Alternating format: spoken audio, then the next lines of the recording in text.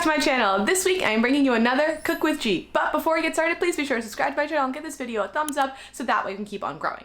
Now today we are cooking from Where Cooking Begins, Uncomplicated Recipes to Make You a Great Cook, written by Carla Lalli Music. Now I followed Carla online for a while. She shares a lot of great food content and recipes, so when I saw her cookbook at my local library, I decided to pick it up because I was excited to see what it was all about, and there were so many great recipes in here, so I narrowed it down to a few, and let's cook. Okay, so our first recipe today is a Caprese Mac and Cheese. I mean, come on. Look how good this looks. So the first thing it says to do is to preheat our oven to 375. So again, as always, in my small New York apartment, that means that I am making my whole apartment a sauna. So prepare to get nice and toasty in here. Okay, so now that that's preheated, we're gonna take our pot of water and we're gonna go ahead and get that boiling so we can prepare our sauce, get everything moving, doing everything all at once, just the way a perfect recipe should be. All right, okay, so while our water's boiling, our oven's preheating, we're gonna take a large bowl and we're gonna start making what is the cheese sauce for said mac and cheese. So it says to combine our ricotta, our basil, and whisk that until it's smooth. So let's first put the basil in, because I've got that already chopped up. So we've got our 1 cup going in. Get it all emulsified. Oh, I was supposed to add my cream. Of course. Pour our heavy cream. There we go. That's better. Now we should be making strides. We're a little slower. It seems like this is gonna be a fairly easy recipe, which I am all for, because I think that it seems like there's gonna be a lot of reward for how simple it is. Because obviously, like a lot of times when you make a mac and cheese at home, I feel like, well, first off, I make box mac and cheese a lot, but I think it's kind of cool that if you add a little more effort that you might be able to get something that feels like so elevated. Oh, I need to add my salt and pepper. So let's add just a little salt, our pepper.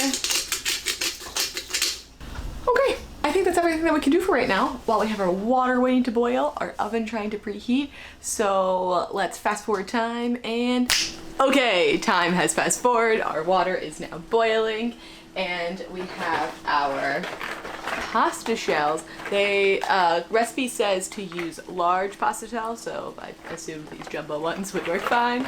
And it says to undercook them or cook them till they're about al dente according to the package instructions, so that way they don't get, the pasta doesn't get too mushy because we are baking it, which is why we have turned on our oven. Okay, so they have cooked to the desired tenderness, so we're gonna start moving them over to our ricotta mixture. Okay, so our next step is to take 4 smashed cloves of garlic and we're gonna actually just put them into the pasta water to simmer for, she said 3 to 4 minutes.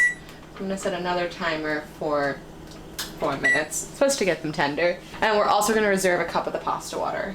So let's get that cup. Now we are going to just mix our shells together with the sauce. Okay, so now we're gonna add the rest of our ingredients to the pasta. So I've got these cherry tomatoes. We need, I think similarly, around 12 ounces of mozzarella. She says to kind of eyeball it as you put it in. Take about half, rip into 1/2-inch pieces. I just went to like the local section of my grocery store and got some local mozzarella, but fresh mozzarella is the best. Definitely not shredded for this. I don't think I've ever made a baked mac and cheese at home. I enjoy it. I've had it out at restaurants or places or barbecues, where have you. But I don't think I've ever made it. Very curious. Also, there is no presence of breadcrumbs in this, which is how I feel like the only way that I have consumed baked mac and cheese before. So I am curious to see how we get this like crispy, crunchy top that I see in the picture. Okay, so let's get our garlic out. We're actually going to put it onto a cutting board because the garlic is also going to go into the mixture. Okay, so I've got my garlic, so that's just gonna go in now too. I just quickly chopped it on my cutting board and everything can get mixed together. There are those Caprese colors. This seems well incorporated, and now our next step is just to move it into our baking dish. Right, here we go. smells so good too.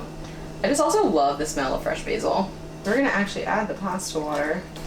Okay, so we're just gonna go back to ripping and chopping. So this is gonna go in our oven for about 20 minutes because we want it to get nice and melty, but it says we don't want it to get browned. So we will be watching it very closely, make sure it comes together.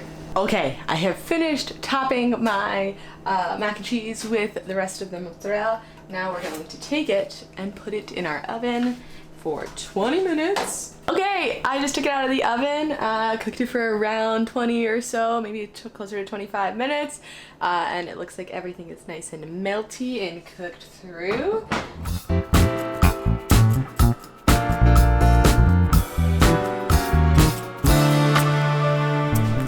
All right, let's try it. I'm very excited. So she said to top with some olive oil and some red pepper flakes, and I went ahead and did that. So dig in. This makes me so happy. This really does taste like a caprese salad, as expected. All the flavors are there. It's saucy and indulgent, but it doesn't feel overly heavy. And I really feel like this is like a good thing to serve too, because you can make it, probably even make it ahead of time for the most part, or you know, it can double the recipe and make it to like serve a crowd. I feel like it's just, you know, like one step up from a regular mac and cheese. Well, okay, they're very different things. I feel like if you wanted something that was like cheesy and saucy, but still wanted something that kind of felt fresh, I feel like this is good because the basil, the flavor comes through. The tomatoes are so bright and it really cut through the fat of the mozzarella and the ricotta. This is delicious. I also will say I did learn that shells that I used were only 12 ounces when they were supposed to be a pound. So I think that my sauce is just a little bit more watery than it was supposed to be. Personally, I don't mind it, but I would assume that with more pasta, it would have absorbed more of that and made it even more of a thick sauce versus like a thinner sauce that it came out with. But it did not affect the overall dish because everything is delicious. We have another recipe to get to, so let's go. All right, so our next recipe is a fruit compote with maple syrup and lob nut, olive oil, and I am very, very excited. If you don't know what lob nut is, it's just like similar to a yogurt. It's kind of like a yogurt and sour cream combo, but yeah, it's got a lot of probiotics. It's white and creamy, and here, I'll show you the container. Yes, this is lob nut, and she also says that a substitute for this could be Greek yogurt. So yeah, it's in the yogurt family. If I would to pick one, let me see. It says lob nut is centuries-old Mediterranean-style dairy spread. It's a distinctive tangy flavor, and it's smoother and thicker than yogurt. Lob nut is a refreshing dip for pita bread and vegetables. It's a perfect for sandwiches, tenderizes and marinates meats, poultry, and adds creaminess to soups. It's rich in calcium and contains probiotic cultures. So now, let's cook. All right, so we're gonna start by heating our pan with half a cup of sugar.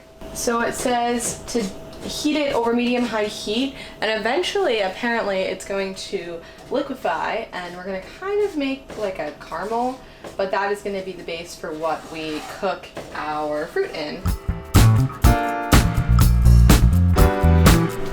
Well, it looks like I might have done it. So I'm gonna reduce the heat to medium. So now we're going to add a tablespoon of vinegar. So it's gonna seize up. I'm nervous.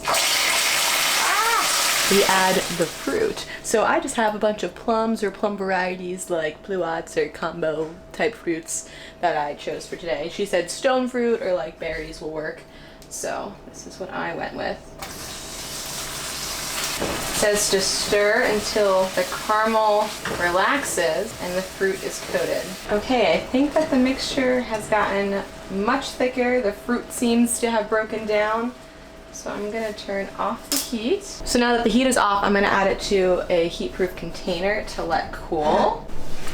All right, so it has cooled down enough for us to complete the final dish.